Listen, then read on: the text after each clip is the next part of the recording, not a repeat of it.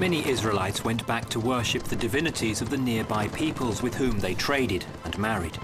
And they abandoned Jehovah, the God of their fathers. Therefore, Jehovah, the omnipotent, creator of heaven and earth, gave them into the hands of their enemies.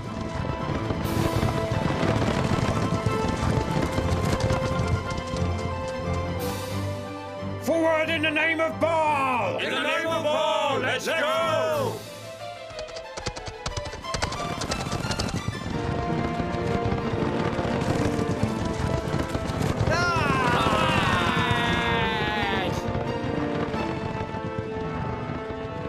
These marauders, mostly Philistines, mercilessly raided their lands and stole crops, livestock, and their women, devastating and burning everything they found in their path.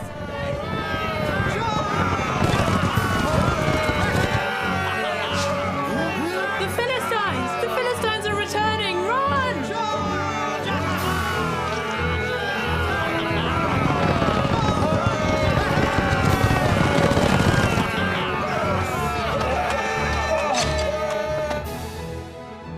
Take everything! To urge them to return to their faith, Jehovah was continuously sending prophets and judges such as the wise Deborah and the powerful Gideon to his people. But the children of Israel only obeyed them to save themselves from danger. As soon as the danger was gone, they went back to betraying Jehovah, sinning, and worshipping Baal and gods made of clay or stone, which were worshipped by other people. What will we do now? This is the hand of Jehovah. He is the one punishing his people.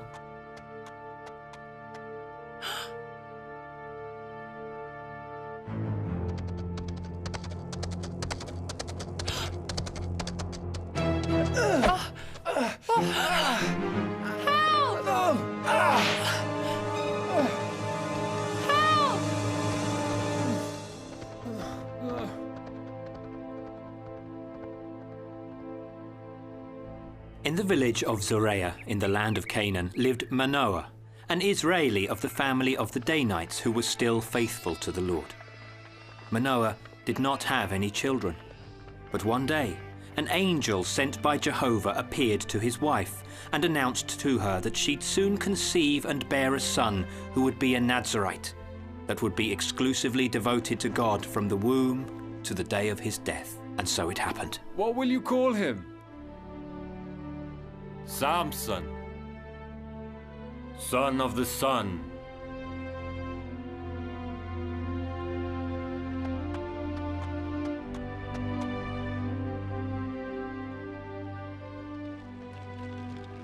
Great God of the Philistines, help your people!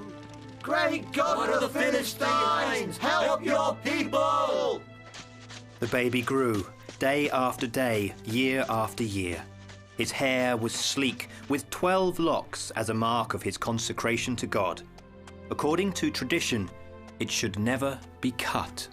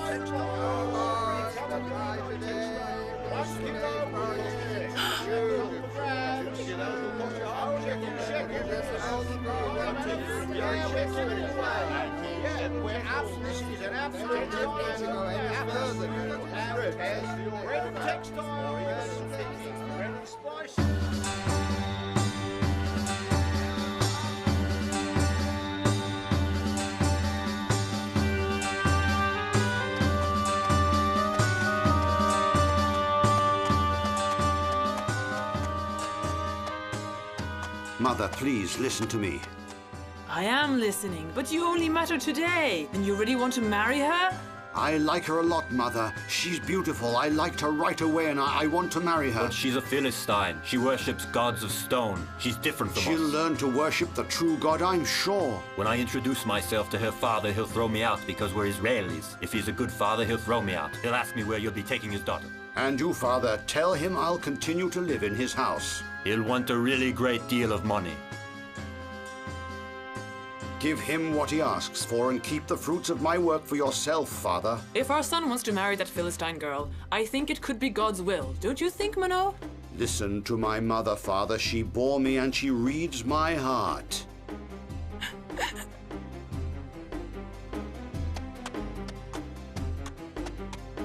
We love you very much, Samson. We'll both go with you now to the village of the girl's father. I bless you, Father.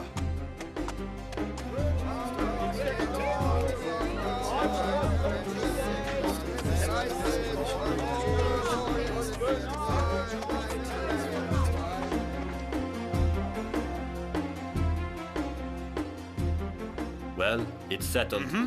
Our children will marry. When the wedding date was set with Zaphit, the Philistine girl, it was decided that the wedding ceremony would last 7 days.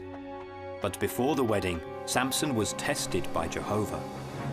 One day, going to the vineyard of Timnah, Samson was attacked by a huge roaring lion. Remaining calm, Samson faced it, caught it, and tore it to pieces as if it were a toy. Then he left the dead lion to the vultures as prey.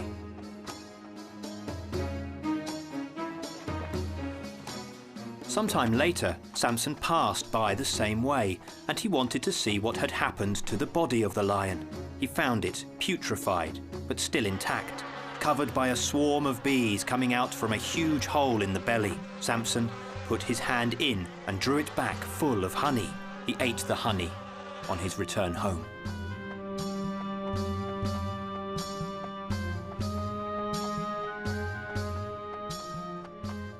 The day of celebration finally came. As a game, Samson set a riddle for the guests. Explain it to me within the 7 days of the party. I'll give you 30 tunics and 30 clothes. But if you're not able to guess it, you'll give me 30 tunics and 30 clothes. This is the riddle. Food came out of the eater, sweet came out of the strong. He explained the solution to his bride, who was forced by her father to explain it to the guests. What is the answer to the riddle?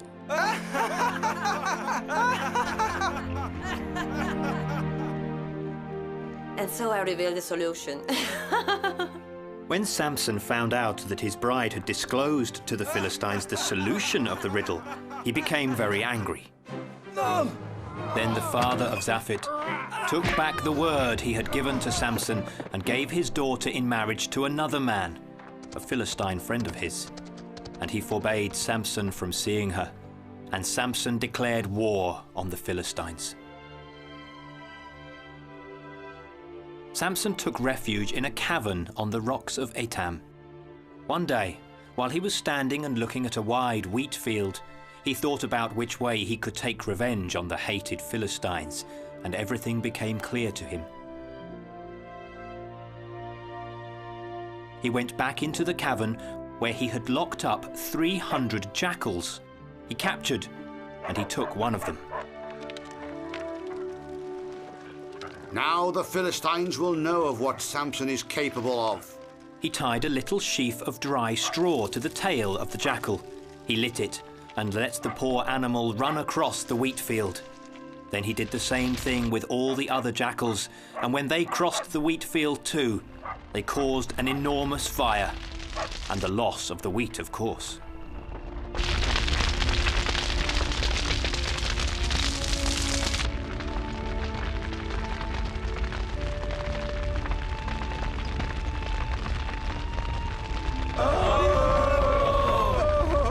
This is Samson's work. What will the Philistines do to us now? To us? Samson, we are forced to deliver you to the Philistines, otherwise they'll kill us all. You must come with us. Samson offered his hands and obeyed as they were tied together. Then he was fastened with 20 ropes around his body as though he were a wild beast. The people took him and delivered him to the Philistines to be punished for what he had done. Now we'll tear your eyes out and burn you! But while he was surrounded by the Philistines, Samson showed his incredible strength once more. With a violent pull, he freed himself to confront the soldiers with his bare hands.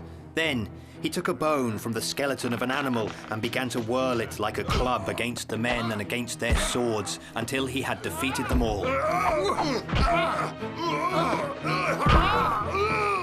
After checking round, he mounted a camel and quickly disappeared.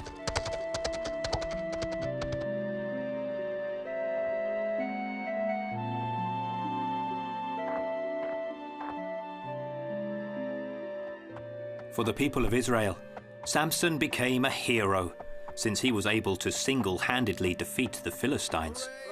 He became a legend in the villages and cities inhabited by the people of Israel. Samson is a hero. He defeated all the Philistines by himself. And Samson became a legend to the Hebrew people. For over 20 years, he was a judge in Israel, and the people turned to him when they needed protection and justice. And for over 20 years, no one was ever able to defeat him.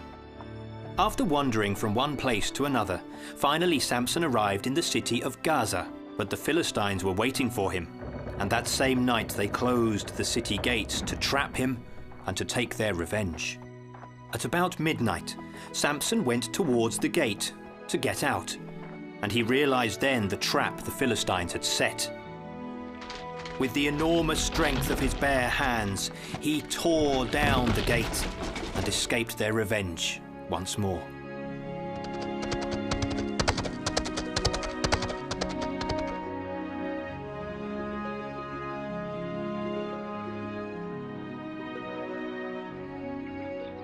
Samson fled into the valley of Sorek, and when he arrived in a square, he saw a young woman who was drawing water from a well. He looked at her for a long time. Then he dismounted the camel, moved closer, and said, "Excuse me, I'm thirsty. Will you give me some water to drink?"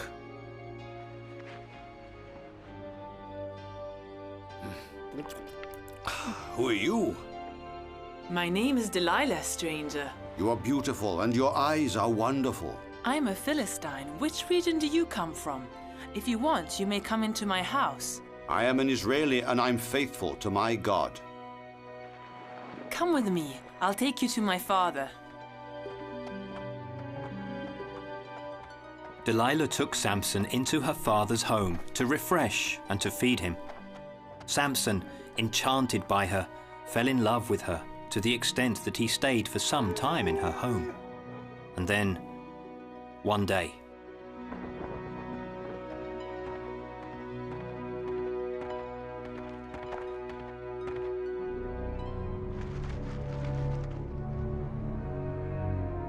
Delilah, we are friends of your father. Do you recognize us? Yes, I know you. But what do you want from me? Tell me. Nothing you can't do. I'll see if I can help you. You want your father alive, don't you, Delilah? Why? What has he done? What do you want from him? We already talked to him and we established that... Your father and us have established that you have to deliver Samson, the Israeli.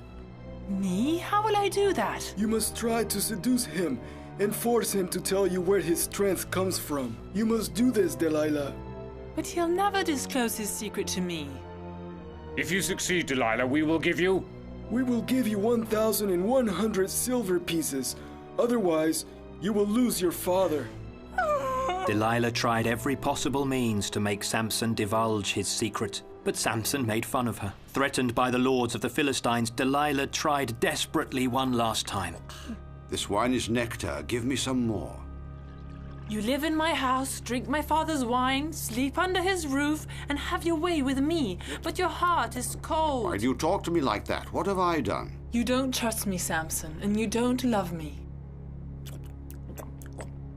Your curiosity is annoying, Delilah. And you jealously protect your secrets like a child. My strength is all here, Delilah. It's all in my hair. When I was born, I was consecrated to the God of Israel, and my parents promised that my hair would never be shaven. It's a gift of your God, then.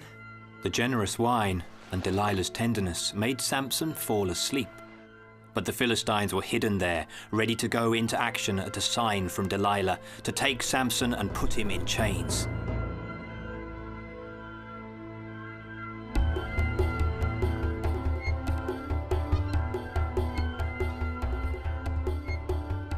While Samson slept, Delilah, armed with a huge and sharp knife, cut one by one all Samson's plaits and let them fall to the ground. Then she showed herself at her front door and called for the Philistines, who ran up in great number.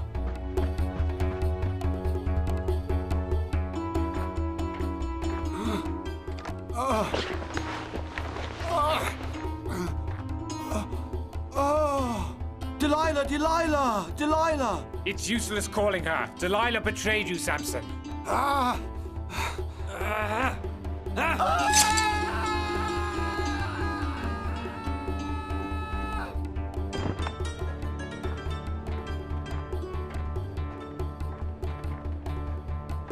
There's no need to beat him up. We blinded him.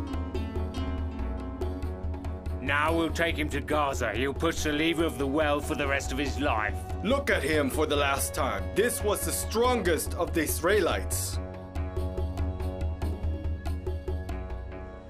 The Philistines took Samson to the city of Gaza and shut him in a prison.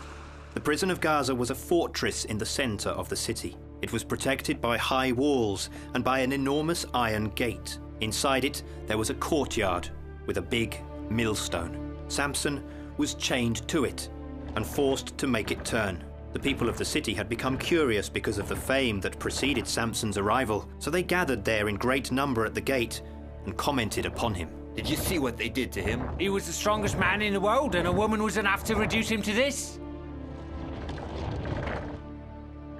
Now Samson had an enormous trouble turning that millstone, because working animals were used to do it generally. Even the last donkey that had been freed from that tough work seemed to like making fun of him. At sunset, after another day of that extremely tough work, Samson was unchained and taken to a wretched cell where he spent his nights.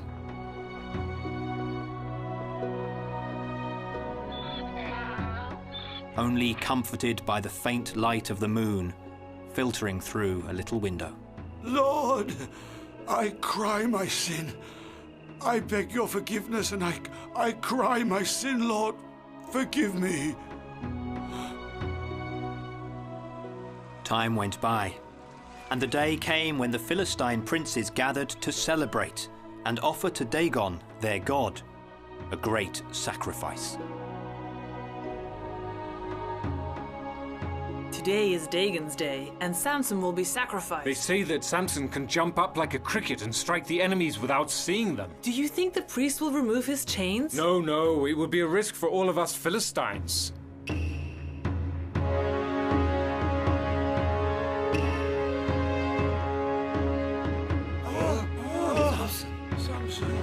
Samson.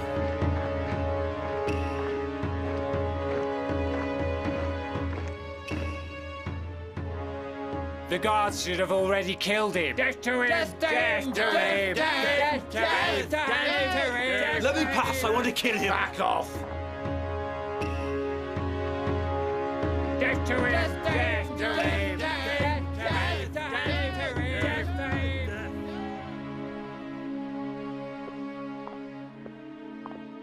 Go in. The god is waiting for you. Don't make him wait, Samson. What's the name of this god?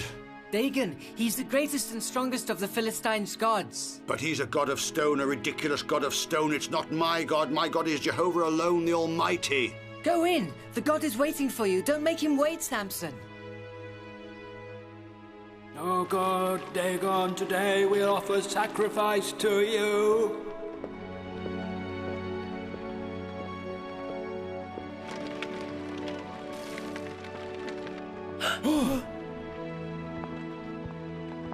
Oh Almighty God Dagon send us your protection? Samson! Do you recognize my voice, Samson? Delilah, yours is the voice of sin and betrayal. Then you recognize me, Samson. You still remember me. I'm no longer afraid of you.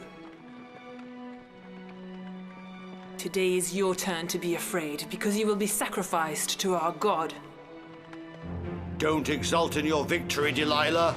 Look at my hand!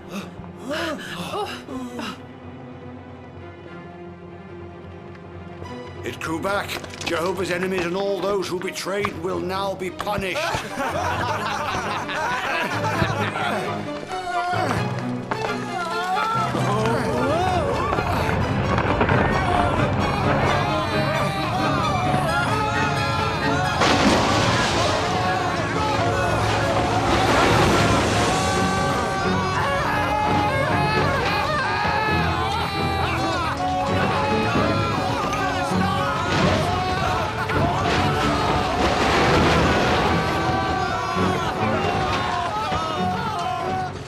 Helped by the Lord, who gave him back his terrible strength, Samson took great revenge on all the Philistine princes and people that were inside and outdoors of the temple, because the number of Philistines that died beneath the wreckage was greater than the number of those that Samson had killed during his whole life. His brothers and all those in the house of his father set out from their land to take Samson's lifeless body and bring it home with them.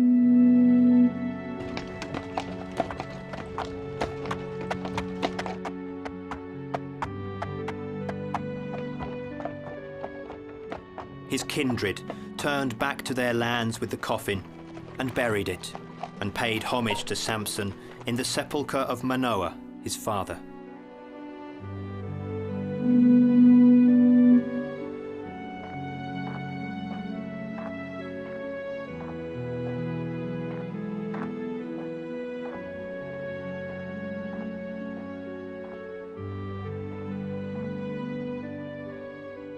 In his youth, Samson had been a judge in Israel for 20 years.